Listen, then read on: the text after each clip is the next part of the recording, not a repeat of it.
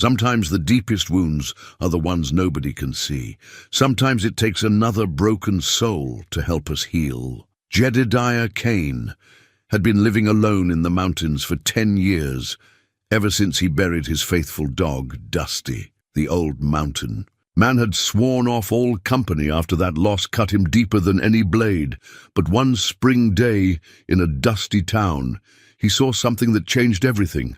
A little pup, mean and snarling, fighting against his rope like he hated the whole world. Everyone had given up on the angry little thing. "I haven't seen such an aggressive puppy in 10 years, Jed said quietly. Then he did something nobody expected. He untied that rope and walked the pup straight up into the mountains.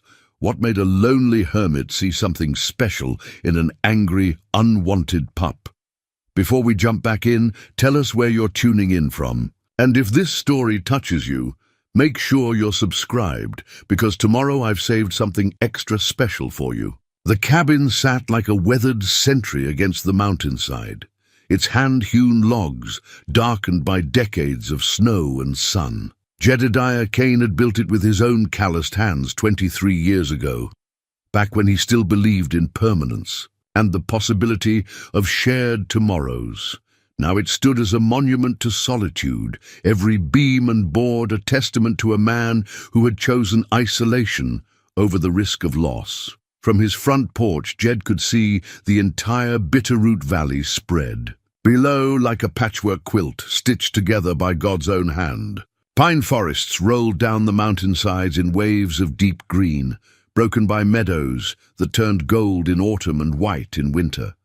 On clear mornings, he could make out the thin ribbon of smoke rising from the town of Cedar Falls, 12 miles. Down the winding mountain road, it might as well have been 1,200 miles for all the connection he felt to the folks down there. The morning ritual never changed. Coffee first, black as midnight and strong enough to wake the dead.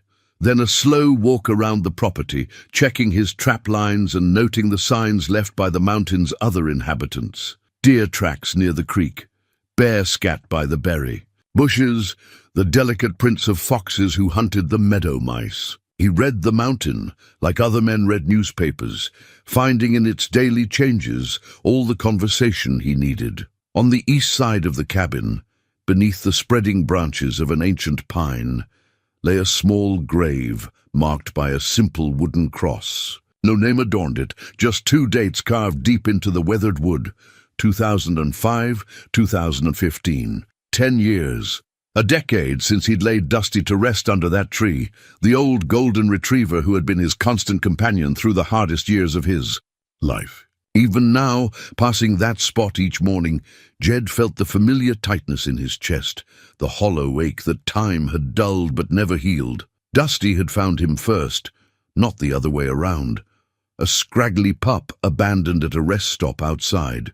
Billings, all ribs and hope, following Jed to his truck with the determination of a creature who recognized kindred loneliness. For 10 years, that dog had been his shadow, his confidant, his reason to come home each evening. When the cancer took him, slow and merciless despite Doc Henderson's best efforts, it took something from Jed that he'd sworn never to replace. The townspeople of Cedar Falls knew Jedediah Kane, though few could claim to truly know him. Once a month, he'd make the journey down the mountain in his battered Ford pickup, the truck bed loaded with pelts and preserves to trade at Martha's General Store. Martha Hutchins had run that store for 37 years, watching Cedar Falls grow from a logging camp to a modest mountain town that attracted its share of tourists and retirees seeking the slower pace of mountain life. "Morning, Jed," Martha would call out as he stepped through the screen door, the bell announcing his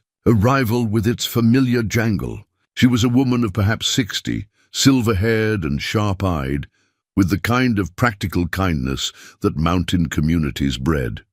"Coffee's fresh if you want a cup while we settle up." Their conversations followed a comfortable pattern, touching on weather and wildlife, the health of mutual acquaintances, the state of the mountain roads. Martha never pried, understanding instinctively that some men carried their stories close to the vest, but she worried about him.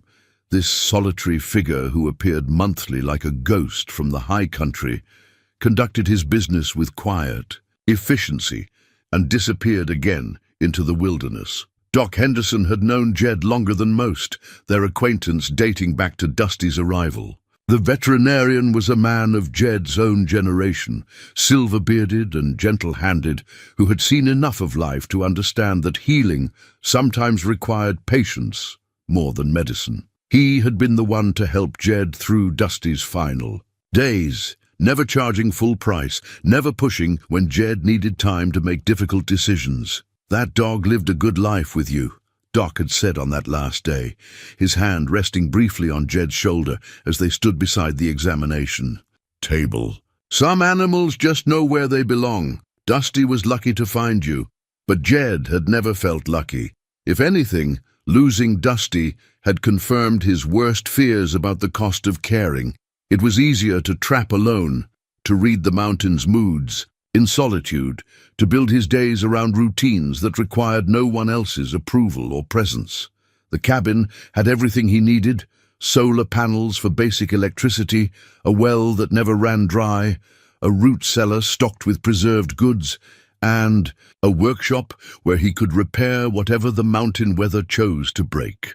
The years had settled into a rhythm as predictable as the seasons. Spring meant checking the winter's damage, repairing what needed fixing, planting his small vegetable garden in the protected spot behind the cabin. Summer brought long days on the trap lines, preparing for the harsh months ahead.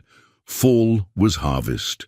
Time, both from his garden and from the mountain itself, gathering nuts and berries, cutting firewood, making ready for winter's siege. And winter meant the deep quiet, the months when the mountain wore white and the outside world might as well have ceased to exist.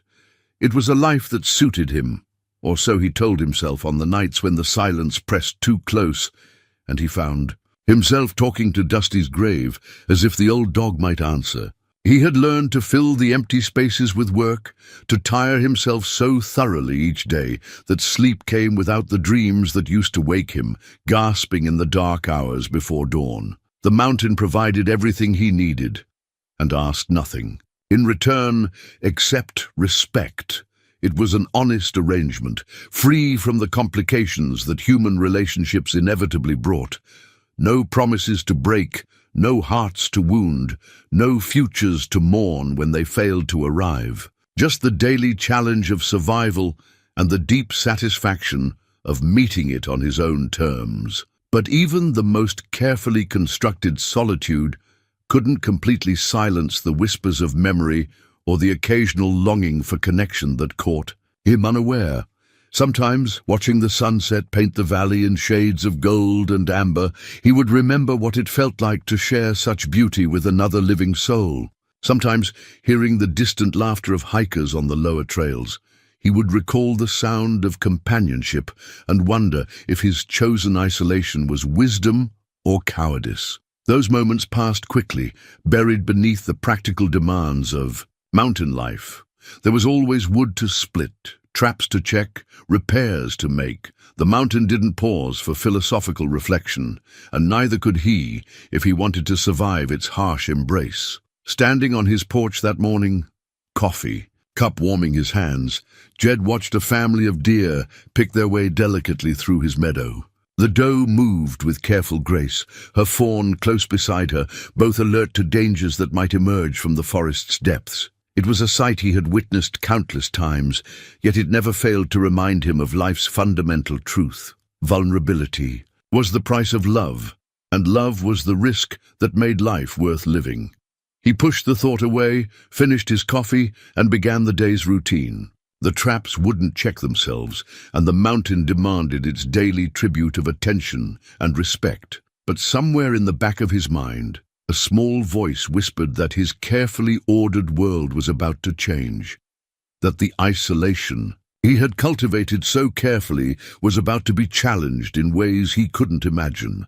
Down in Cedar Falls, in the dusty yard behind Murphy's feed store, a small creature fought against his bonds with the fury of the lost and abandoned.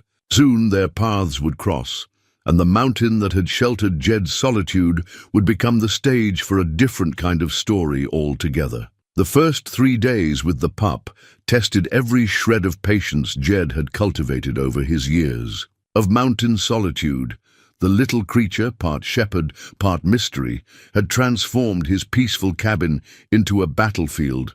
Nothing was safe from those sharp teeth and desperate claws. On the first morning, Jed woke to find his favorite armchair destroyed, stuffing scattered across the floor like snow after a blizzard. The pup cowered in the corner, hackles raised, growling at the man who had shown him the first kindness he'd known in months.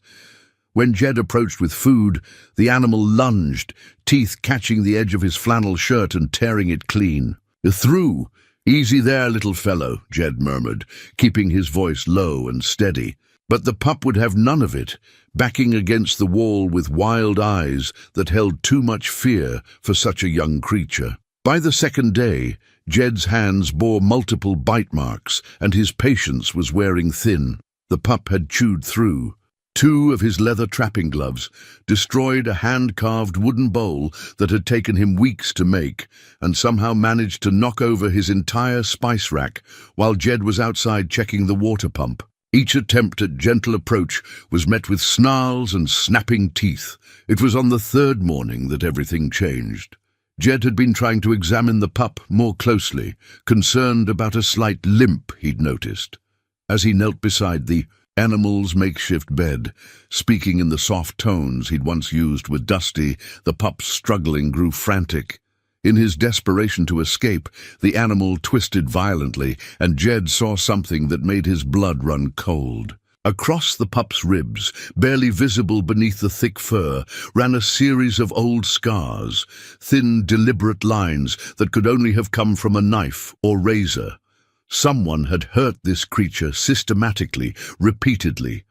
The discovery hit Jed like a physical blow, memories rushing back with devastating clarity. He stumbled backward, his hands shaking as images flooded his mind, images he had spent 10 years trying to forget. A hospital room, white sheets, the steady beep of machines, his son's small hand so still in his own. "No," he whispered, pressing the heels of his palms against his eyes. "Not now." But the memories came anyway, relentless as a mountain avalanche. His wife, Sarah's voice, breaking as she told him about the accident, how she'd only looked away for a moment, how fast it had happened, the way their 5-year-old boy had looked up at him from that hospital bed, trying to be brave even as the life slowly left his eyes.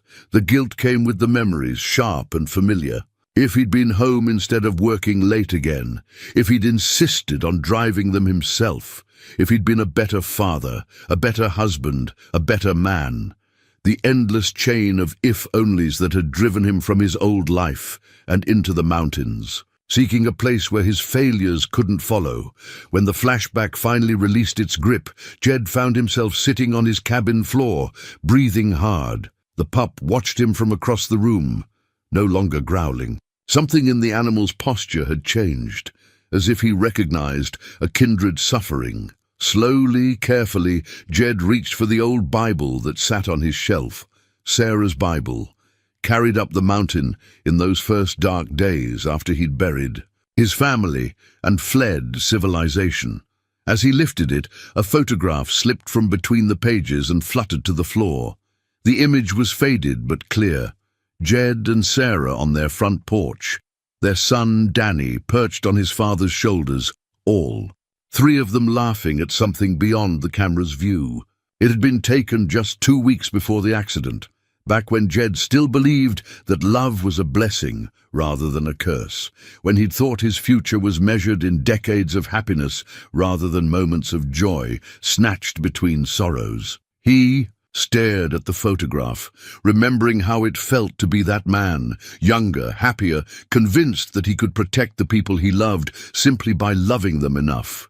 How naive he'd been. How utterly unprepared for the way life could shatter everything beautiful in the space of a heartbeat.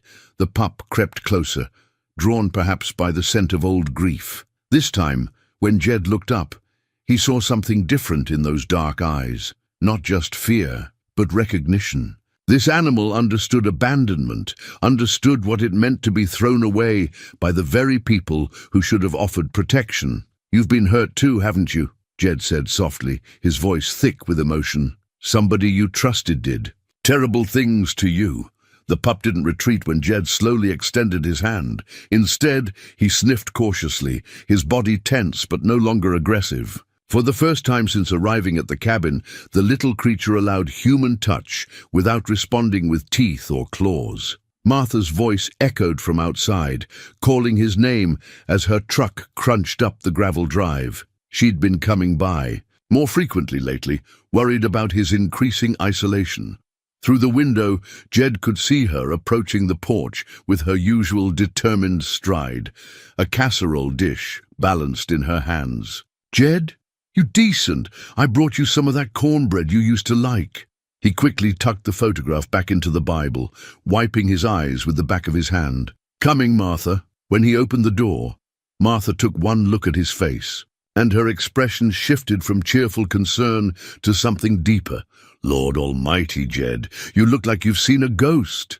"Just tired," he said, but Martha had known him too long to be fooled by such simple deflections. Her gaze moved past him to the pup, who had emerged from his corner to investigate the new arrival. "Well, I'll be. So the stories are true. You really did take that wild little thing from town?" "He needed a home," Jed said simply. Martha studied both man and animal with the sharp eye of someone who had spent decades reading between the lines of human behavior. "Looks to me like you both need something," she said quietly.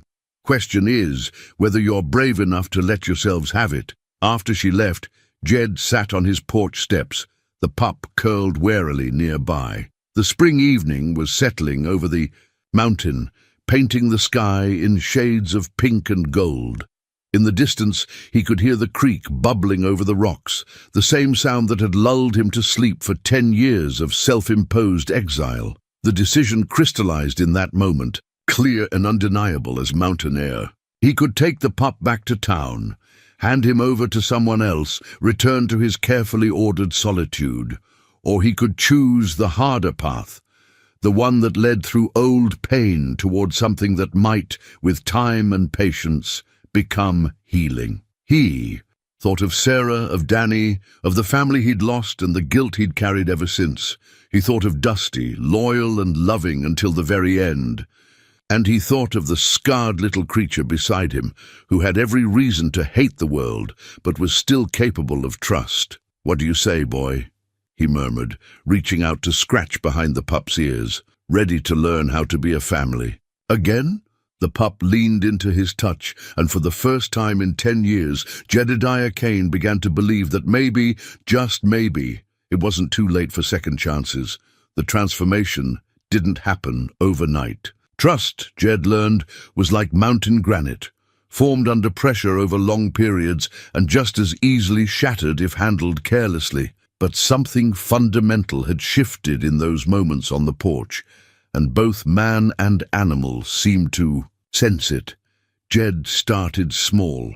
Instead of approaching the pup directly, he would sit nearby and talk, sharing the thoughts that had rattled around his head in solitude for so many years. He told the pup about the mountain, about the changing seasons, about the deer family that visited each morning. He spoke of Dusty, of the walks they'd taken and the quiet companionship they'd shared. "That old dog never asked for much," Jed said one evening as they sat by the fire. The pup had claimed a spot near the hearth, close enough for warmth, but far enough to bolt if needed. Just wanted to be useful, wanted to belong somewhere. Reckon that's not too much to ask for. The pup's ears would prick forward when Jed spoke, those dark eyes following every movement. There was intelligence there, sharp and watchful, along with something that might have been hope if it hadn't been tempered by so much wariness. Food became their first bridge. Jed discovered that the pup would eat more readily if he sat nearby, not watching directly but maintaining a presence that said safety rather than threat. He began preparing simple meals for both of them, talking through the process as if the pup were his sous chef. "Mountain living teaches you to appreciate the basics," he said, browning venison in his cast-iron skillet. "Good meat, clean water, And something to share it with. Used to cook for 3, then it was 2, then just me. Nice to have someone to feed again, even if you're not much for conversation yet. The pup had begun to respond to his name. Bear, which seemed to fit his. Dark fur and compact, sturdy build. It wasn't the name Jed had planned to give him, but it emerged naturally during one of their evening talks, and the pup's head had tilted in a way that suggested recognition, even approval. 3 weeks into their arrangement, Jed made his first major mistake. Bear had been making steady progress, allowing brief touches during feeding time and following Jed around the cabin at a respectful distance. Feeling confident, Jed decided it was time for a proper examination of those old scars. He approached slowly, speaking in the gentle tones that had been working so well. Bear watched him come, tail wagging hesitantly, but when Jed's hands moved toward his ribs, toward those hidden marks of old cruelty, the pup exploded into panic. The attack was swift and desperate. Bear's teeth found Jed's forearm, sinking deep, enough to draw blood before the man could pull away. But it wasn't the bite that hurt most. It was the look in Bear's eyes afterward, the way he retreated to the farthest corner of the cabin and curled into a tight ball, shaking with terror and shame. "It's all right," Jed said, wrapping his bleeding arm in a dish towel. "It's all right, boy. I pushed too hard, too fast. That's on me, not you." But Bear wouldn't come near him for 2 days. Meals had to be left across the room. The careful progress they'd made seemed to evaporate like morning mist. Jed found himself wondering if he'd been foolish to think this could work, if some damage ran too deep for healing. On the 3rd day, as Jed sat reading by lamplight, Bear crept across the cabin floor and gently laid his head on Jed's boot. The gesture was so tentative, so full of apology and hope, that Jed had to blink back tears. "We're both learning," he whispered, carefully reaching down to stroke the pup's ears. "Both figuring out how to trust again. Guess that makes us even." The incident taught them both valuable lessons about boundaries and patience. Jed learned to read Bear's signals better, to recognize when the pup was feeling overwhelmed or triggered by memories neither of them could fully understand. Bear, in turn, seemed to grasp that Jed's intentions were kind, even when his methods were clumsy. They developed new routines, morning walks that started short and gradually lengthened as Bear's confidence grew. Evening sessions where Jed would work on small repairs while Bear supervised from his chosen spot by the fire. Meal preparation. That involved Bear as observer and occasional taste tester when Jed dropped bits of food accidentally within reach. The breakthrough came during a thunderstorm that rolled through the valley with unusual ferocity. Lightning split the sky in jagged white lines, and thunder shook the cabin's foundations. Jed had weathered countless such storms in his mountain retreat, but Bear had never experienced one from the safety of a warm, dry shelter. The first crack of thunder sent the pup scrambling under Jed's kitchen table, whimpering in terror. Rain lashed against the windows with increasing intensity, and each flash of lightning seemed to send Bear deeper into panic. Without thinking, Jed got down on his hands and knees and crawled under the table beside him. "It's just noise," he said softly. "Big noise, but just noise. Nothing that can hurt you in here." For the next 2 hours, they rode out the storm together in that unlikely shelter. Jed talked quietly about other storms he'd weathered, about the beauty that came after the violence, about how even the mountain needed the cleansing that only wild weather could bring. Gradually, Bear's trembling subsided, and by the time the thunder had rumbled away into the distance, the pup was sleeping with his head pillowed on Jed's leg. When Martha arrived for her weekly check-in the following afternoon, she found them working together in the garden. Jed was pulling weeds while Bear supervised from the shade of the vegetable patch, occasionally investigating interesting scents or chasing butterflies that ventured too close. "Well, would you look at that?" Martha said, leaning against her truck, and watching them with obvious satisfaction. "Boys filling out nicely, getting some meat on those bones. Good mountain air and regular meals," Jed replied, but they both knew it was more than that. Bear was beginning to look like what he was meant to be, Not a victim cowering from the world, but a young dog, discovering the simple pleasures of safety and belonging. "And how are you doing?" Martha asked with the directness that had always characterized their friendship. "Really doing, I mean." Jed considered the question as he watched Bear nose around the tomato plants. 3 weeks ago, he would have given her the standard response: fine, managing, getting by. But something about sharing his space with another living creature had awakened parts of himself he'd thought were permanently buried. "Learning," he said finally. "Learning that maybe I'm not as broken as I thought. Or maybe I am, but that doesn't mean I can't still be useful to somebody who needs me." Martha nodded, understanding passing between them without need for further explanation. Some lessons she knew couldn't be rushed. Some healing took its own time, following rhythms as old and patient as the mountains themselves.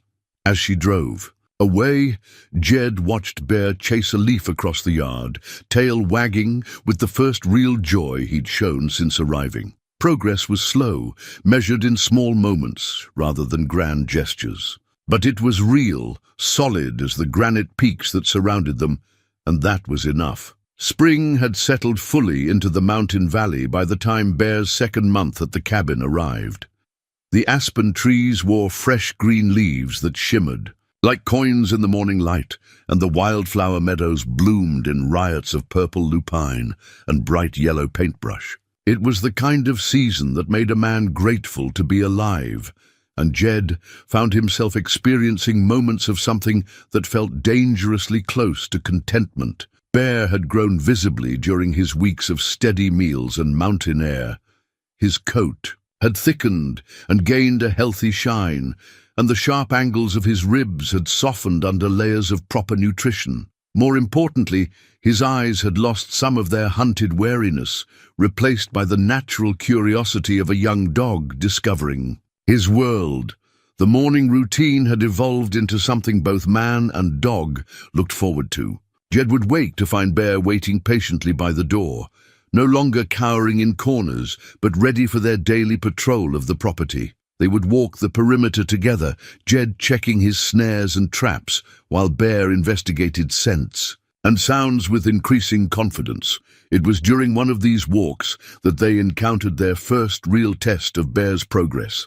As they rounded the bend near the creek, they came face to face with a black bear sow and her 2 cubs, all 3 animals drinking from the clear mountain water. The moment stretched taut as a bowstring. The sow raised her massive head, water dripping from her muzzle, as she evaluated this potential threat to her offspring. Her cubs, sensing their mother's tension, moved closer to her protective bulk. For a heartbeat, violence seemed inevitable. Bear froze beside Jed's leg, every muscle rigid with fear.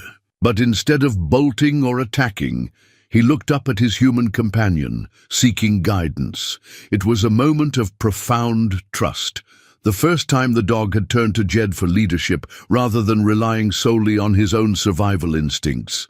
"Easy, boy," Jed whispered, his hand finding Bear's head. "We're going to back away slow and give the lady her space. No sudden moves." They retreated carefully, Jed keeping his movements deliberate and calm, while Bear stayed pressed against his leg. Only when they were well clear of the creek did both of them release the breath they'd been holding. "That's how you handle mountain neighbors," Jed told Bear as they walked back toward the cabin. "Respect their space, don't make any challenges, and everybody goes home safe. She's got babies to protect, just like any good mother would." The mention of mothers brought an unexpected tightness to Jed's throat. He thought of Sarah, of how fierce she'd been in protecting Danny, how she'd worried over every scraped knee and childhood fever. The memory should have brought the familiar stab of loss, but somehow, with Bear trotting beside him in the morning sunshine, it felt more like gratitude for having known such love, even briefly. That afternoon brought visitors of the human variety. Doc Henderson's truck coughed its way up the mountain road, followed by a smaller vehicle that Jed didn't recognize. As the vehicles parked near his cabin, he saw Doc emerge from the driver's seat alongside a woman in her 30s with auburn hair and practical clothes. "Afternoon, Jed," Doc called out with his customary gentle smile. "Hope you don't mind the intrusion. This is Dr. Sarah Winters. She's the new veterinarian setting up practice in Cedar Falls. Thought she might take a look at your new companion if you're willing." The woman stepped forward with the confident bearing of someone accustomed to working with wary animals and their equally wary owners. "I've heard about Bear from half the town," she said, extending a hand to Jed. "Martha Hutchins speaks very highly of both of you." Jed shook her hand, noting the firm grip and the way her eyes immediately sought out Bear, who had retreated to the cabin's porch but hadn't fled entirely. "He's come a long way, but he's still skittish around strangers. The best ones, usually." Dr. Winters replied. "Mind if I try something? I'll keep my distance. Let him decide how close is comfortable." What followed was a masterclass in patience. Dr. Winters settled herself on the ground several yards from the porch, not looking directly at Bear, but speaking in low, conversational tones about the weather, the mountain scenery, anything that might normalize her presence. She pulled treats from her pocket and tossed them gently in Bear's direction, never forcing interaction, but making it clear that good things might come from her proximity. After 20 minutes, Bear had crept close, enough to accept treats directly from her outstretched hand. Another 10 minutes, and she was able to run gentle fingers along his neck and shoulders, checking for swollen glands and feeling for any obvious injuries. "He's in remarkably good shape considering his history," she reported to Jed. "Whatever you're doing, keep doing it. His coat is healthy, he's gained good weight, and his muscles have good tone. I can see some of those old scars you mentioned, but they're well healed. Physically, he's thriving." "And mentally?" Jed asked, though he suspected he already knew the answer. "That'll take longer," Dr. Winters said honestly. "Trauma runs deep. In animals just like it does in people. But he's bonded with you, and that's the foundation everything else builds on. Trust is the first medicine, and you've already given him that." After the veterinarians left, Jed and Bear settled into their evening routine, but something felt different, charged with possibility. Watching Dr. Winters work with Bear had shown Jed just how far they'd both come. The dog, who had arrived as a snarling, terrified creature, was beginning to reveal glimpses of who he might become. Loyal, intelligent, brave in his own quiet way. As the sun set behind the western peaks, painting the sky in shades of orange and purple, Jed found himself thinking about the future in ways he hadn't for years. Not the distant future with its inevitable sorrows, but the immediate tomorrow, the next week, the changing seasons that he and Bear would navigate together. "What do you think, boy?"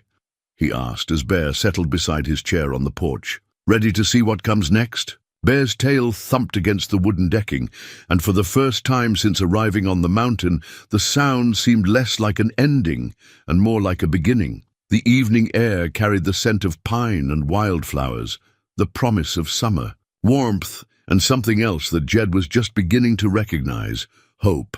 In the distance, an owl called to its mate, the sound echoing across the valley. Somewhere out there, other creatures were finding their way home to safety and companionship. It seemed only fitting that a scarred man and a wounded dog might do the same. Summer arrived in the high country with the kind of glory that made a man understand why poets spent lifetimes trying to capture mountains in words. The days stretched long and golden, filled with the songs of meadowlarks and the whisper of wind through pine needles. For the first time in a decade, Jed found himself truly noticing the beauty around him, seeing it through Bear's wondering eyes as much as his own. Bear had transformed into something magnificent, no longer the cowering, aggressive creature from those first desperate weeks. He moved through the mountain world with growing confidence and grace. His coat had darkened to a rich chocolate brown with hints of gold at the tips, and his frame had filled out into the powerful build of a young working dog. More importantly, his spirit had begun to unfold like a flower finding sunlight after too long in shadow. Their days had taken on a rhythm that felt as natural as breathing. Morning walks that now extended for miles along game trails and old logging roads. Afternoons spent working around the property, with Bear serving as both supervisor and eager assistant. Evenings on the porch, where Jed would read aloud from whatever book had caught his fancy, while Bear dozed contentedly at his feet. It was during one of these extended walks that they discovered Bear's gift. They had been following an old deer trail up the eastern slope, the path winding through stands of lodgepole pine and across meadows carpeted with Indian paintbrush. Jed was enjoying the exercise and the company, thinking about nothing more pressing than whether the weather would hold for the rest of the week. Bear suddenly stopped, his entire body going rigid with attention. His nose worked the air, and a low whine escaped his throat, not the fearful sound of his early days, but something else entirely, something urgent. "What is it, boy?" Jed asked, following Bear's intense gaze toward a section of forest that looked no different from any other. Bear began moving toward the trees with purpose, his movements careful but determined. Jed followed, trusting the dog's instincts, even though he couldn't sense whatever had captured Bear's attention. They pushed through a thicket of serviceberry bushes and emerged into a small clearing where Bear's discovery became clear. An elderly hiker sat propped against a fallen log, his face pale and his breathing labored.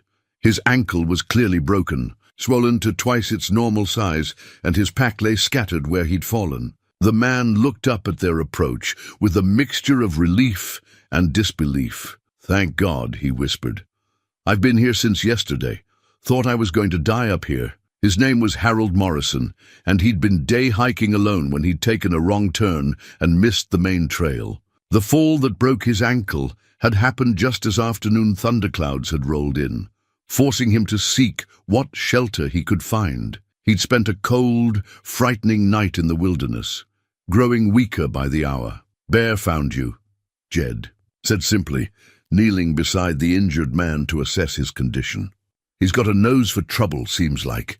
Bear sat quietly nearby, watchful and alert, as if he understood the gravity of the situation. There was something profound in his posture, a sense of purpose that went beyond simple training or instinct. This dog, who had once been written off as vicious and untrainable, had just saved a man's life. Getting Harold down the mountain safely required all of Jed's wilderness skills and more improvisation than he'd used in years. He fashioned a crude stretcher from branches and his spare jacket, then began the slow, careful journey back toward the cabin where he could call for emergency help. Bear proved invaluable during the rescue. He seemed to understand that his job was to scout ahead, finding the safest routes and alerting Jed to obstacles. When Harold grew faint from pain and dehydration, Bear would position himself where the injured man could see him, providing a calming presence that somehow made the ordeal more bearable. The helicopter evacuation team that finally arrived at Jed's cabin treated Bear like a hero, which he accepted with the dignified modesty of a dog who was simply doing what came naturally. Harold Morrison, conscious now thanks to IV fluids and pain medication, made a point of thanking both his rescuers before being loaded into the helicopter. "That dog has a gift," one of the paramedics told Jed as they prepared for takeoff. "Ever think about training him for search and rescue? The Forest Service is always looking for good dogs, and this one's got the instincts for it." After the helicopter disappeared over the ridge, Jed and Bear walked back to their cabin in contemplative silence. Something had shifted during the rescue, something that went beyond the satisfaction of helping a fellow human being. Bear had revealed a side of himself that suggested depths Jed was only beginning to understand. That evening, as they sat on the porch watching the sunset paint the mountains in shades of rose and gold, Jed found himself thinking about purpose. For 10 years, he'd lived without any goal beyond survival, beyond avoiding the pain that came with caring too much. But watching Bear work that day, seeing the intelligence and dedication in the dog's actions, had awakened something in Jed that he'd thought was permanently buried. "You've got something special, don't you?" he said, scratching behind Bear's ears. "More than just being a good companion, you've got work to do in this world." Bear's tail thumped against the porch boards, and his dark eyes seemed to hold understanding. This dog, who had started as a victim, was becoming something else entirely.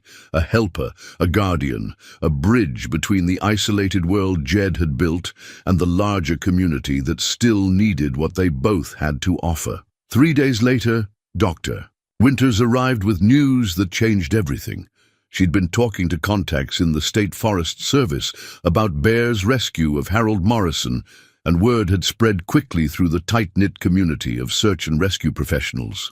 "They want to meet him," she told Jed, as they watched Bear demonstrate his newfound confidence by approaching her truck without hesitation. "There's a training program starting next month for wilderness search dogs. Not all dogs have the temperament for it, but Bear has something they need," Jed finished, understanding where this was leading. "He does, but it would mean leaving the mountain sometimes, working with other people, other dogs. I know how private you are, and I wouldn't blame you if—" "When do we start?" Jed interrupted, the words surprising him as much as they did Dr. Winters.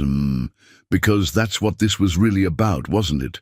Not just Bear's training, but both of them stepping back into a world they'd left behind. Bear had shown him that healing wasn't just about learning to live with wounds. Sometimes it was about discovering that those wounds could be transformed into gifts for others who needed them. The search and rescue training facility sat in a valley 30 miles north of Cedar Falls, a collection of weathered buildings surrounded by the kind of terrain that tested both human and canine limits. Rocky outcroppings, dense forest, steep ravines and open meadows provided endless opportunities for the kind of realistic training that could mean the difference between life and death in actual rescue situations. Jed felt his chest tighten as they approached the facility in his old Ford pickup, Bear sitting alert in the passenger seat, nose pressed to the window. It had been nearly 15 years since Jed had worked closely with a team of any kind, and the prospect of integrating into this tight-knit community of rescue professionals brought back memories he'd spent a decade trying to forget. The team leader was a woman named Captain Rosa Martinez, a compact, no-nonsense former military officer whose handshake could have cracked walnuts. She'd run search and rescue operations throughout the western states for 20 years, and her reputation for finding lost souls in impossible terrain was legendary. "So you're the hermit with the miracle dog," she said, sizing up both Jed and Bear with eyes that missed nothing. "Heard about the Morrison rescue. Impressive work for an untrained animal." "Bear's got good instincts," Jed replied, uncomfortable with the attention but determined to see this through. "We're here to learn how to use them properly." The training program was more intense than either of them had expected. Days began before sunrise with conditioning runs that pushed both dogs and handlers to their physical limits. Bear adapted quickly to the routine, his mountain-hardened muscles serving him well as he learned to navigate obstacle courses and practice the complex scent-tracking exercises that formed the foundation of search and rescue work. Jed struggled more with the social aspects of the training. Working alongside other handlers meant constant interaction, shared meals, and the kind of casual camaraderie he'd actively avoided for years. The other team members were good people, dedicated professionals who'd chosen this demanding work out of genuine desire to help others, but their easy familiarity with each other only highlighted Jed's isolation. It was Bear who bridged that gap, as he seemed to bridge everything else in Jed's slowly expanding world. The other dogs accepted him immediately, recognizing something in his steady demeanor that spoke of reliability and competence. More importantly, Bear's obvious attachment to Jed served as a kind of character reference that no amount of words could have provided. "That dog trusts you completely," observed Tom Bradley, a veteran handler whose German Shepherd had been working rescues for 6 years. "Dogs don't give that kind of loyalty to just anyone. Takes a special kind of person to earn that from an animal that's been hurt like yours has." The breakthrough came during their 3rd week of training, during a complex scenario that simulated searching for survivors of a plane crash in rough terrain. The exercise area covered several square miles of forest and rocky ground, with volunteer victims hidden in locations that tested every skill the teams had learned. Bear and Jed were assigned a sector that included a steep ravine filled with deadfall and loose rock. Other teams had searched similar areas without success, and the exercise was entering its second day when Bear suddenly went rigid with concentration, his nose working the air with the intense focus that Jed had learned to recognize and trust. "He's got something," Jed called out to Captain Martinez, who was coordinating the search from a central command post. Bear began picking his way carefully down the ravine, following a scent trail that was invisible to human senses but clear as a highway to his sensitive nose. Jed followed, trusting the dog's instincts even when the terrain seemed impassable. After 20 minutes of careful navigation, Bear led them to a cave opening hidden behind a tangle of fallen trees. Inside, they found two of the volunteer victims, a man and woman who had been positioned in what was supposed to be one of the most challenging hiding spots in the entire exercise area. Other teams had passed within 50 yards of the cave without detecting any sign of the people inside. "Incredible," Captain Martinez said later as she reviewed the exercise results. That scent had been cold for over 24 hours, and the wind patterns in that ravine should have dispersed it completely. "Your dog didn't just find them. He solved a puzzle that shouldn't have been solvable, but the real test came that evening, during the informal gathering that marked the end of each training week. These sessions were as much about team building as celebration, and Jed had been dreading them since the program began. He'd managed to avoid most social interactions by pleading exhaustion or using Bear's training needs as an excuse, but Captain Martinez had made it clear that this particular gathering was mandatory. The stories began as they always did, with handlers sharing accounts of memorable rescues, close calls, and the peculiar satisfactions of their demanding work.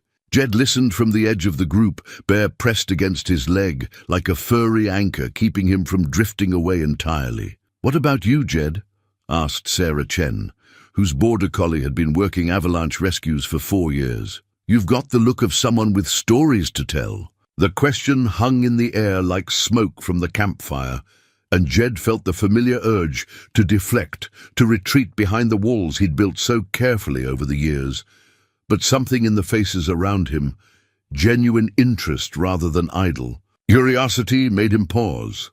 "I used to be a different person," he said finally, his voice rough with disuse in this kind of setting. "Lost some people I loved. Lost my way for a while. Been living alone on the mountain for 10 years. Figured that was how it would always be." He paused, looking down at Bear, who seemed to understand the gravity of the moment and leaned more heavily against his leg. "Then this dog showed up in my life, and everything started changing. Turns out maybe I wasn't as broken as I thought. Maybe neither of us was." The silence that followed wasn't uncomfortable. It was the kind of respectful quiet that acknowledged shared understanding of loss and recovery. These people knew about finding hope in dark places, about the long road back from trauma. "The mountain taught me a lot about survival," Jed continued. "But Bear's teaching me about living. Seems like maybe it's time I learned the difference, Captain." Martinez nodded slowly, and Jed could see something shift in her assessment of him. "Welcome to the team," she said simply, and somehow those 4 words carried the weight of acceptance that Jed hadn't realized he'd been seeking. Walking back to their quarters that night, Bear trotting contentedly beside him, Jed felt something he hadn't experienced in years. The satisfaction of belonging somewhere, of being part of something larger than his own carefully guarded solitude. It was terrifying and exhilarating in equal measure, like standing at the edge of a cliff and realizing that sometimes the only way forward was to take the leap. The call came on a Tuesday morning in late August, just as the mountain valleys were beginning to show the first hints of autumn gold. Jed and Bear had completed their certification the week before, officially joining the regional search and rescue team after passing every test with distinction. They were settling into their new routine when the radio crackled to life in Jed's. "Cabin, All available units, we have a missing child situation. Captain Martinez's voice cut through the morning calm. 8-year-old boy, missing since yesterday evening. Location is Blackwood Canyon, approximately 15 miles northeast of Cedar Falls. This is a priority 1 response. Jed felt his blood turn to ice water. Missing child, 8 years old. The same age Danny would have been when... He forced the thought away, focusing on the immediate need. But his hands shook as he gathered his gear, and Bear seemed to sense his sudden tension, pressing close with concerned whines. The drive to Blackwood Canyon passed in a blur of mountain roads and barely controlled panic. Jed found himself reliving fragments of that terrible day 15 years ago. The phone call from the hospital, the mad rush through city traffic that had ended in a sterile waiting room where hope went to die. He pulled over twice to steady his breathing. Bear's steady presence, the only thing keeping him from turning around and fleeing back to the safety of his mountain retreat. The search command post was organized chaos when they arrived. Local sheriffs, deputies coordinated with Forest Service personnel, while volunteer search teams assembled their gear. Parents and family members clustered near the information tent, their faces etched with the particular terror that comes with a missing child. That's when Jed saw him. The man stood apart from the crowd, his back turned as he spoke urgently into a cell phone. But something about his posture, the set of his shoulders, the way he held his head, struck Jed like a physical blow. When the man turned, ending his call with obvious frustration, Jed's world tilted on its axis. Marcus Brennan, 15 years older, gray threading through his dark hair, lines of worry etched deep around his eyes. But unmistakably, the same man who had been driving the car that rainy night in Denver. The man whose moment of inattention, whose glance at his phone while driving, had sent Jed's family spinning into oncoming traffic. For a heartbeat, the two men stared at each other across the crowded staging area. Recognition dawned in Marcus's eyes, followed immediately by something that looked like shame, mixed with desperate hope. "Jed?" Marcus's voice cracked. "Jesus, Jed, is that really you?" The years collapsed between them. And suddenly, Jed was back, in that courtroom, listening to Marcus's tearful testimony about the text message that had distracted him for just a split second, the apology that had meant nothing in the face of such devastating loss, the plea for forgiveness that Jed had been unable to give. "Your boy," Jed managed to ask, though the words felt like ground glass in his throat. Marcus nodded, his composure cracking. "Tommy, he's 8. We were camping, and he wandered off from our campsite yesterday evening. We've been searching all night, but..." His voice broke entirely. Bear whined softly, sensing the emotional storm raging around him. The dog moved between the two men, his presence somehow both barrier and bridge, giving them space while keeping them connected. "I know what you're thinking," Marcus said quietly, "that this is some kind of cosmic justice, that I deserve this because of what I did to your family." Jed wanted to agree. For 15 years, he'd carried the weight of his hatred for this man, the anger that had driven him from civilization and into the mountains. Part of him wanted to walk away, to let Marcus face this nightmare alone as punishment for the nightmare he'd caused. But looking at Marcus's face, seeing the same raw terror that he himself had experienced that horrible night, Jed felt something shift inside him. This wasn't justice, it was just another tragedy in a world that already held too many of them. "Where was he last seen?" Jed asked, pulling out his search map. Relief flooded Marcus's features, followed immediately by gratitude so profound it was painful to witness. "The Cascade Creek Campground, Site 47. He was playing by the creek while we set up camp, and when my wife called him for dinner, he was gone," Jed finished. He'd heard variations of this story dozens of times. During training, children were drawn to water, to the adventure of exploration, to the kind of innocent curiosity that could lead them far from safety before they realized they were lost. Captain Martinez approached them, her expression grim. Jed, I need your team on the North Ridge section. It's rough terrain, but if the boy wandered that direction—" "He didn't," interrupted Marcus. "Tommy's afraid of heights, always has been. If anything, he'd follow the creek downstream, stay in the low areas where he feels safe." Jed studied the topographical map, his trained eye noting the creek's meandering path through increasingly dense forest. Other teams were already working the obvious routes, but there was a section about 2 miles downstream where the creek bent sharply around a rocky outcropping. It was the kind of place a scared child might seek shelter, but far enough from the campground that most searches wouldn't extend that far initially. "Bear and I will take the downstream section," Jed told Captain Martinez. "Past the bend, where it gets thick. That's outside our initial search grid," she warned. "If you don't find sign by noon, we'll need you back here for the main sweep." Jed nodded, but he was already moving toward his truck, Bear padding beside him with the alert focus that meant work was about to begin. As they reached the vehicle, Marcus caught up with them. "Let me come with you," he pleaded. "I know I don't have the right to ask, but he's my son, and You'll slow us down," Jed said bluntly. "This is technical terrain, and we need to move fast." Marcus's face crumpled, but before he could respond, Jed continued. "But you can help from here. Get us a piece of Tommy's clothing, something with his scent, and stay by the radio. If we find anything, you'll be the first to know." The drive to the downstream search area passed in tense silence, broken only by the crackle of radio traffic as other teams reported their progress. Bear sat alert in the passenger seat, seeming to understand that this search was different, that the stakes were higher than any training exercise could simulate.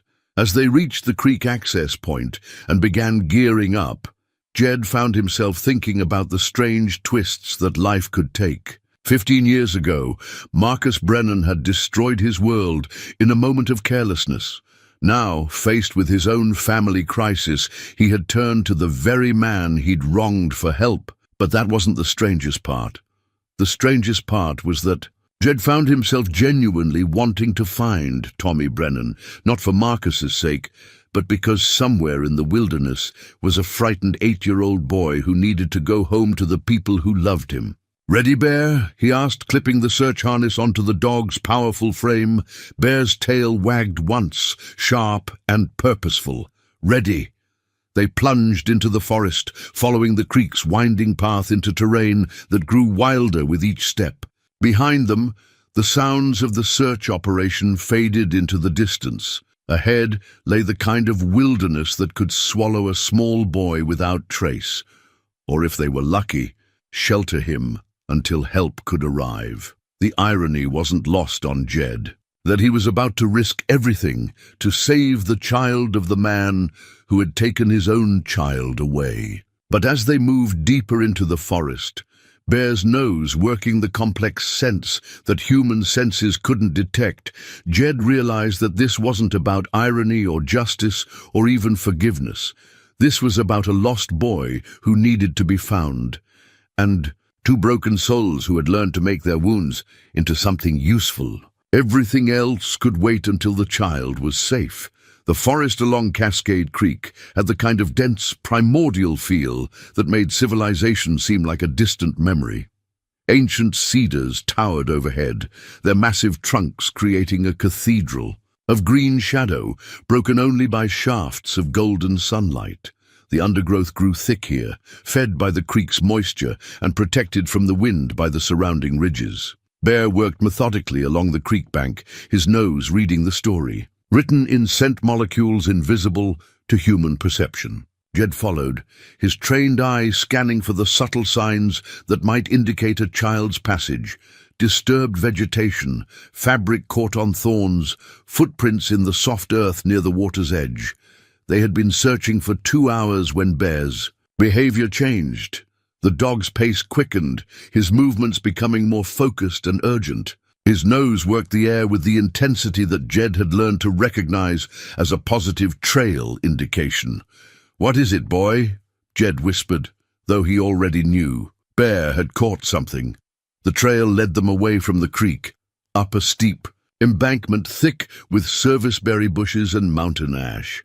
Bear moved with careful purpose, pausing occasionally to confirm the scent before pressing forward.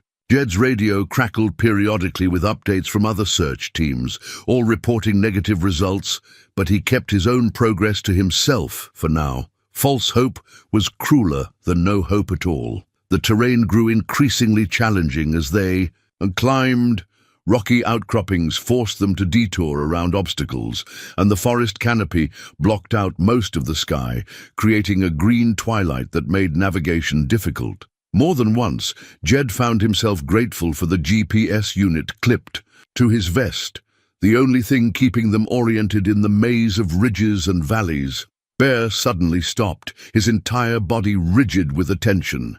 A low whine escaped his throat, not the sound of excitement that usually accompanied a find, but something else, something that made the hair on Jed's neck stand up. "Easy, Bear," Jed murmured, moving up beside the dog. "What do you see?" The answer became clear as they crested a small rise. Below them lay a natural depression in the forest floor, perhaps 50 yards across, where some ancient geological event had created a bowl-shaped clearing. And there, huddled against the base of a massive fallen log, was a small figure in a red jacket. Tommy Brennan. Jed's first instinct was relief so profound it nearly buckled his knees. The boy was alive, conscious, and apparently uninjured.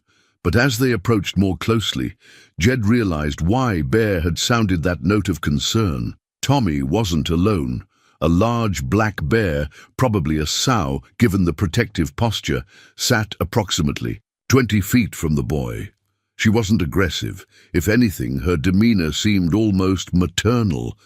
But she was clearly aware of the child's presence and had positioned herself between Tommy and any potential threat, including Jed and Bear. The situation was delicate, beyond anything Jed had encountered in training. Wild animals could be unpredictable under the best circumstances, and a bear protecting what she perceived as a vulnerable creature could become dangerous very quickly. Yet Tommy appeared unharmed, suggesting that the bear had been guarding rather than threatening him. Jed pulled out his radio, speaking in the lowest possible whisper. "This is Team 7 to command. I have visual on the subject. He appears uninjured, but there's a complication. I need wildlife protocol and possibly a ranger with tranquilizer capability. Do not approach with large teams. Repeat, do not approach with large teams." Captain Martinez's voice came back immediately, crisp with professional concern. "Copy Team 7. What's the nature of the complication?" "Adult black bear. Female, approximately 20 feet from the subject. Bear appears to be exhibiting protective behavior. Subject shows no signs of distress, but the situation is delicate." There was a pause before Martinez responded. "Team 7. Are you qualified to handle wildlife intervention?" Jed looked at Bear, who sat quietly beside him, watching the scene below with intelligent eyes. The dog showed no signs of aggression or fear, simply alert observation. After years in the mountains, both of them had learned to read animal behavior, to understand the difference between threat and territorial display. "Affirmative, Command, but I need time to assess the situation properly." "Copy. Wildlife team is en route, but they're 40 minutes out. Use your best judgment, but do not take unnecessary risks." Jed clipped the radio back to his vest and settled into observation mode. The key to handling wildlife encounters was patience, understanding the animal's motivations before attempting any intervention. He pulled out his binoculars and studied the scene more carefully. Tommy appeared to be sleeping, exhausted from his night in the wilderness. The bear sat like a patient sentinel, occasionally lifting her head to scan for threats but showing no signs of agitation. Most tellingly, she hadn't reacted aggressively to Jed and Bear's presence, suggesting that she wasn't in a highly defensive state. As Jed watched, something extraordinary happened. Tommy stirred, opening his eyes and sitting up slowly. When he saw the bear instead of panic, his face showed only sleepy recognition. He spoke to the animal in the kind of matter-of-fact tone that only children could manage. "Morning, Mama Bear. Are you still keeping watch? The bear's ears twitched forward, and she made a soft, huffing sound that seemed almost conversational. Tommy reached into his jacket pocket and pulled out what looked like a granola bar, carefully breaking off a piece and tossing it toward the bear before eating the rest himself. Jed realized he was witnessing something remarkable. Somehow, this 8-year-old boy had managed to establish a peaceful relationship with a wild black bear. Whether through pure innocence or some intuitive understanding of animal behavior, Tommy had convinced the bear that he was worthy of protection rather than predation. "Well, I'll be damned," Jed whispered to Bear. "Kids got more wood sense than most adults." But the situation remained precarious. The bear's protective instincts meant that any approach would be interpreted as a potential threat to Tommy. And while the animal seemed calm now, that could change in an instant if she felt the boy was in danger. Jed's radio crackled again, and he heard Marcus Brennan's voice, tight with worry. "Command, this is Tommy's father. What's the status? Is he okay?" Before Captain Martinez could respond, Jed keyed his radio. "Mr. Brennan, this is Team 7. Your son is safe and appears uninjured. However, we have a delicate situation that requires careful handling. I need you to trust me and let me work. Just bring him home." Marcus's voice broke. "Please just bring my boy home." The raw emotion in those words hit Jed harder than he'd expected. For a moment, he was back in that hospital corridor, feeling the same desperate need to protect, to fix, to somehow undo the terrible thing that had happened. The irony of the situation wasn't lost on him. He was now experiencing the same protective instincts for Marcus's child that Marcus must have felt for his own family 15 years ago. Bear nudged Jed's hand with his nose, bringing him back to the present. The dog's dark eyes seemed to hold understanding, as if he knew the internal struggle his partner was facing. This wasn't about the past anymore. It was about a frightened child who needed to go home. Jed made his decision. "Command, this is Team 7. I'm going to attempt a gradual approach. The subject appears to have established rapport with the wildlife, which may work in our favor. I'll maintain radio contact. Negative, Team 7. Wait for the wildlife team. With respect, Command, 40 minutes is too long. The weather forecast shows storms moving in this afternoon, and we need to get the boy out before conditions deteriorate." There was a long pause before Martinez responded. "Proceed with extreme caution, Team 7. You have tactical control of the situation." Jed looked down at the clearing where Tommy sat talking quietly to his unlikely protector. Somewhere in the distance, he could hear the rumble of thunder as the afternoon storms began building over the mountain peaks. Time was running short, and the window for a safe extraction was narrowing. He turned to Bear, seeing in the dog's steady gaze the same determination that had carried them through months of training and healing. They had come too far to fail now. "Ready for the most important rescue of our lives, boy." Bear's tail wagged once, sharp and certain. "Ready." Together they began their careful descent into the clearing, where a lost boy waited to be found and an old debt waited to be paid, in the only currency that mattered, the safe return of a child to the arms of those who loved him. The first drops of rain began to fall as they reached the edge of the clearing, and somewhere in the distance, thunder rolled across the mountains like the voice of the wilderness itself, calling them home. The approach required every skill Jed had learned in decades of mountain living combined with instincts Bear had been born with. They moved like ghosts through the undergrowth, each step calculated to avoid sudden sounds or movements that might alarm the bear. The rain had begun in earnest now, fat drops pattering against the leaves overhead and adding an element of urgency to an already tense situation. 20 feet from the clearing's edge, Jed stopped and assessed the scene one final time. The bear remained in her protective position, but her ears were constantly moving, tracking sounds that human senses couldn't detect. Tommy had noticed the rain and pulled his hood up, but he seemed remarkably calm for a child who had spent the night alone in the wilderness. "Okay, Bear. Jed whispered, his voice barely audible above the increasing rainfall. "This is going to require everything we've learned. I need you to be my eyes and ears." Bear's response was a subtle shift in posture, his body language communicating readiness and understanding. This dog, who had once been written off as too aggressive and damaged to train, was now about to attempt the most delicate rescue operation either of them had ever faced. Jed began moving forward, Bear beside him, both of them using the natural cover of fallen logs and dense ferns to mask their approach.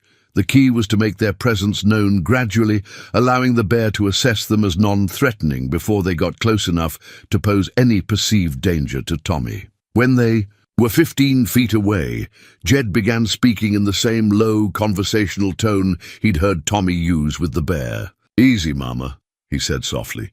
"Nobody here wants to hurt anybody. We're just going to help the boy get home to his family." The bear's head swiveled toward them, her dark eyes taking in this new element in her carefully guarded situation. Her body tensed, but she didn't rise or show signs of immediate aggression. Instead, she seemed to be evaluating, trying to determine if these newcomers represented a threat to her charge. Tommy looked up at the sound of Jed's voice, his face breaking into a smile of relief that pierced Jed's heart like an arrow. "Are you here to take me home?" the boy asked, his voice carrying the particular mixture of bravery and fear that only children could manage. "That's the plan, son," Jed replied, still moving slowly forward. "But we need to make sure your friend here knows we're on the same side." The bear had risen to her feet now, not aggressively, but alert to the changing dynamics of the situation. She positioned herself between Tommy and the approaching humans, her massive form a living barrier that could become deadly in seconds if she perceived a threat. That's when Bear made his move. The dog separated from Jed, circling wide around the clearing's perimeter. But instead of approaching the bear directly, he began exhibiting submissive behaviors, lowering his head, moving in gentle curves rather than straight lines, even performing a play-bow that canines used to signal peaceful intentions. "Smart boy," Jed murmured, recognizing Bear's strategy. The dog was communicating in a language the bear would understand, establishing himself as non-threatening while demonstrating his own protective instincts toward the child. The bear watched Bear's approach with obvious interest. Her posture remained alert but began to relax slightly as Bear's body language continued to signal peaceful intentions. When Bear settled onto his belly about 10 feet away from Tommy, the bear seemed to accept his presence as part of the protective circle rather than a threat to it. "Tommy," Jed said, continuing his own careful approach, "I need you to stay very calm and do exactly what I tell you, okay? Your mum and dad are very worried about you, and we're going to get you back to them." "Is my dad really worried?" Tommy asked, and something in his tone suggested that Marcus's concern might not always be so evident. "He was pretty mad when I wandered off." "He's not mad now," Jed assured him, and he found that he meant it. Whatever anger Marcus might have felt had been burned away by hours of terror and uncertainty. Right now, he just wants you safe. The rain was coming down harder now, and in the distance, Jed could hear the rumble of thunder growing closer. They needed to move soon, but rushing would be disastrous. The bear was accepting their presence, but any sudden movement could shatter the delicate balance they'd achieved. "Tommy, I'm going to come a little closer now," Jed said, taking another careful step forward. "If Mama Bear here seems upset, I'm going to stop and we'll wait a bit longer, but we need to get you out of this rain." The bear watched Jed's approach with the kind of focused attention that wild animals brought to potential threats. Her breathing was steady, her posture alert, but not aggressive. Most importantly, she wasn't vocalizing. No huffs or growls that would indicate escalating stress. 10 feet, 8 feet, 6 feet. Jed was close enough now that he could see the exhaustion in Tommy's eyes, the way the boy was fighting to stay. Brave despite being cold, wet, and probably hungry. Close enough to reach out and touch him if necessary. Close enough for the bear to strike if she decided these intruders had gotten too close to her charge. The moment of truth came when lightning split the sky overhead, followed immediately by a thunderclap that shook the forest floor. The sudden violence of the sound startled all of them.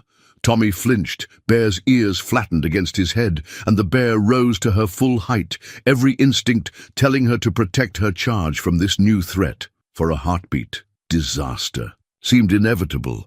The bear's massive form towered over them all, her head swiveling between the humans and the storm above, trying to process too many potential dangers at once. Her breathing had quickened, and a low rumble emanated from deep in her chest.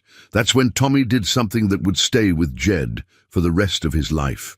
The 8-year-old boy stood up slowly and placed his small hand on the bear's foreleg, looking up at her with the kind of fearless trust that only children possessed. "It's okay, Mama Bear," he said softly. "It's just thunder. The nice man is here to help me get home before the storm gets worse. You did good taking care of me, but you don't have to worry anymore." The bear looked down at the boy, and something passed between them that transcended species, a moment of understanding that reduced the complexity of the situation to its essential truth. This child needed to go home, and these humans were here to make that happen. Slowly, deliberately, the bear stepped back. Jed moved forward without hesitation, kneeling beside Tommy and quickly assessing him for injuries. The boy was cold and tired, but appeared unharmed. More importantly, he seemed remarkably calm for someone who had spent the night lost in the wilderness with a wild animal for company. "Are you hurt anywhere, Tommy?" Jed asked, his hands efficiently checking for obvious injuries while keeping one eye on the bear, who had retreated to the edge of the clearing but continued to watch them. "Just cold and hungry," Tommy replied, "and my feet hurt from walking. So much yesterday. Mama Bear kept me warm, though. She shared her den with me." Jed pulled off his jacket and wrapped it around the boy's shoulders, then activated his radio. "Command, this is Team 7.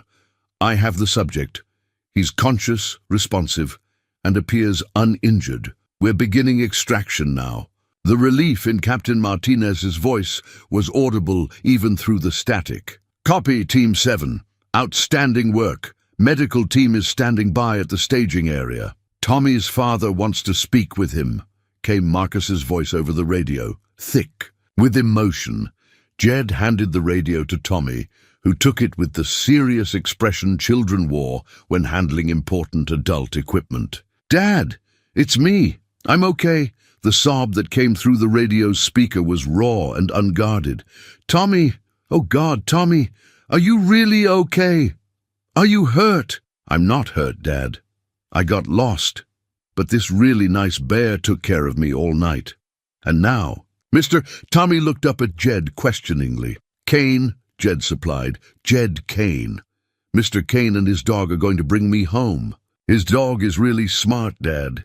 He found me even though I was super lost. Just come home, son. We'll talk about everything when you get here." Another lightning flash illuminated the clearing, followed by thunder that seemed closer than before. The bear, still watching from the forest edge, huffed once and melted back into the trees as silently as she had appeared. Her job was done. "We need to move," Jed told Tommy, helping the boy to his feet. "The storm's getting worse, and we have a long walk back to where your parents are waiting." The extraction was methodical, but swift. Jed had marked their route carefully on the way in, and Bear proved invaluable in navigating back through the increasingly treacherous terrain. The rain had made the forest floor slippery, and more than once Jed found himself grateful for the dog's sure footing and ability to find the safest path. Tommy proved to be a tough little traveler, uncomplaining despite his obvious exhaustion. He chatted quietly as they walked, telling Jed about his night with the bear, about how she had led him to shelter when the rain started, about how she had shared her body heat to keep him warm. "She lost her cubs," Tommy said matter-of-factly, as they picked their way across a fallen log that bridged a rain-swollen creek. "That's why she wanted to take care of me. She was lonely too." The simple wisdom of that observation hit Jed like A physical blow, out of the mouths of babes. This child had understood something about the bear's motivations that had escaped all the adults involved in the rescue. "You're pretty smart for 8 years old," Jed said, steadying Tommy as they navigated a particularly tricky section of the trail. "My mum says I notice things other people miss," Tommy replied. "Is that why your dog found me? Because he notices things too?" Jed looked at Bear, who was scouting ahead with the focused dedication that had made him such an exceptional search animal. "Yeah, he notices things. We both do. Sometimes the things that hurt us most make us better at helping others." Through the trees ahead, Jed could see the lights of the staging area, could hear the voices of the search teams and the rumble of vehicles. In a few more minutes, Tommy would be back in his father's arms, safe and sound. The hardest part of the rescue was over, but Jed knew that in some ways the most difficult moments were still to come. The reunion between Tommy and his parents was everything Jed remembered from his own experience of nearly losing a child, raw, desperate, and beautiful. In its intensity, Marcus dropped to his knees as Tommy ran toward him, gathering his son into his arms with the kind of fierce protectiveness that only parents who had faced the possibility of loss could understand. Tommy's mother, a woman with kind eyes and worry, lines that hadn't been there 24 hours earlier, wrapped both of them in her embrace. Tears streaming down her face as she whispered prayers of gratitude into her son's hair. Jed stood apart from the reunion, Bear beside him, both of them watching the scene with the quiet satisfaction that came from a job well done. The medical team had pronounced Tommy healthy aside from minor dehydration and fatigue, and the boy was already regaling anyone who would listen with stories of his night with Mama Bear. Captain Martinez approached them, her usually stern expression softened by genuine admiration. "Exceptional work, both of you. That was as clean an extraction as I've ever seen under those conditions." Bear did most of the heavy lifting, Jed replied, scratching behind the dog's ears. "He's the one who found the trail and kept us on track. Don't sell yourself short. The way you handled that bear situation was textbook, patient, respectful, never forcing the issue.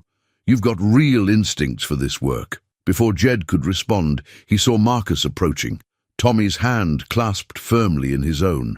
The man's face bore the weight of 15 years and a night of terror, but also something else, a resolution that hadn't been there before. "Jed," Marcus said when he reached them, his voice steady despite the emotion underneath. "I need to thank you. What you did today, you don't need to thank me," Jed interrupted. "It's what anyone would have done." "No," Marcus said firmly, "it's not, and we both know it. After what I did to your family, after what I took from you, you had every right to walk away. But you didn't. You risked your life to save my son." Tommy looked up at the two men, sensing the gravity of the conversation, even if he didn't understand its full context. "Mr. Kane, are you and my dad friends?" The innocent question hung in the air between them, highlighting the complexity of what had just transpired. Jed looked down at the boy, then back at Marcus, seeing in his face the same mixture of grief and hope that had haunted his own reflection for so many years. "Your dad and I have some history, Tommy," Jed said carefully. "Sometimes people hurt each other without meaning to, and it takes a long time to figure out how to move past that. Like when I accidentally broke Mom's favorite vase?" Tommy asked, with the straightforward logic of childhood. "Something like that," Jed agreed, though they all knew it was infinitely more complicated. Marcus knelt beside his son, his hands resting on the boy's shoulders. "Tommy, I need you to understand something. A long time ago I made a terrible mistake that hurt Mr. Kane's family very badly. He had every reason to hate me, but today he saved you anyway. That's the kind of man he is," Tommy studied Jed with the serious expression children wore when trying to understand adult complexities. "Are you still sad about what happened to your family?" The directness of the question caught Jed off guard. In all the years since the accident, no one had ever asked him so simply, so honestly about his grief. "Yes," he said finally, I still miss them every day, but I've learned that being sad doesn't mean you can't also help other people. Sometimes helping others is the best way to honor the people we've lost." Tommy nodded solemnly, then surprised everyone by stepping forward and wrapping his arms around Jed's waist in a fierce hug. "Thank you for saving me, and I'm sorry about your family." Jed felt something break open in his chest, a dam that had held back 15 years of carefully controlled emotion. He knelt and returned the boy's embrace, feeling the solid warmth of young life in his arms and remembering, for the first time, without pain, what it had felt like to hold his own son. When Tommy finally pulled back, he looked between Jed and Marcus with the earnest expression of a child trying to fix the adult world's complications. "Maybe you could come visit us sometime," he said to Jed. "I want to tell you more about Mama Bear, and maybe your dog could teach me stuff about finding things." Over Tommy's head, Jed's eyes met Marcus's. In that gaze, he saw not the careless young man who had destroyed his world, but a father who had just experienced his own brush with devastating loss. A man who understood, perhaps for the first time, the true weight of what he had taken from Jed so many years ago. "I'd like that," Jed said, and meant it. 3 months later, as autumn painted the mountains in shades of gold and crimson, Jed stood on his cabin porch, watching Bear work with a new search and rescue trainee, a young golden retriever who showed promise but still had much to learn about the patience and instincts required for wilderness work. The training program had expanded, and Jed found himself spending more time at the facility, working with other handlers and their dogs. He'd even begun taking speaking engagements, sharing his story of healing and second chances with groups who dealt with trauma and loss. His monthly trips to town had become weekly visits, and his friendship with Martha and Doc Henderson had deepened into something that felt like family. Dr. Winters had become a regular visitor to the mountain, checking on Bear's continued development and often staying for dinner and conversation. The cabin still held Dusty's grave under the pine tree, but it no longer felt like a shrine to loss. Instead, it had become part of a larger story, one that included Bear's arrival, their journey together, and the gradual understanding that love didn't have to end with death. In his pocket, Jed carried a new photograph, one taken at the search and rescue graduation ceremony, showing him and Bear receiving their official certification. But beside it, carefully preserved, was the old picture of Sarah and Danny. Both images told parts of his story, and both had their place in the life he was building. As the sun set behind the western peaks, painting the sky in the colors of peace, Jed called Bear in from his training session.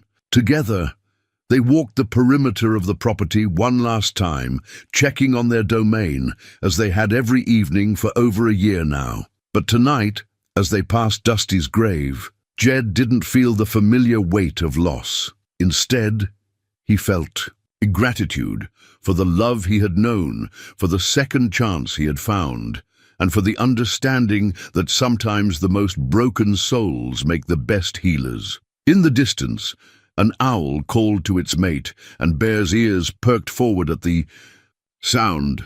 Tomorrow would bring new challenges, new opportunities to help, new chances to prove that broken things could indeed be made whole. Tonight, though, was for peace, for companionship, and for the quiet satisfaction of a life lived in service to something larger than oneself.